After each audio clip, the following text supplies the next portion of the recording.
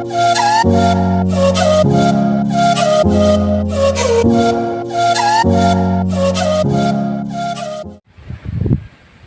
what's up? I'm here again in front of your screen to share some facts and some physical activities. By the way, it's Health Week 7, Mental and Emotional Health.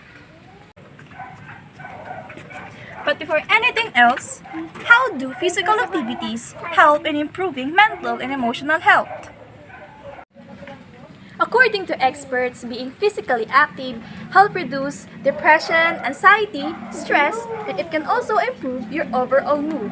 Not just that, workouts, may be basic or not, can help you boost your self-esteem, and it can also help you prevent mental disorders.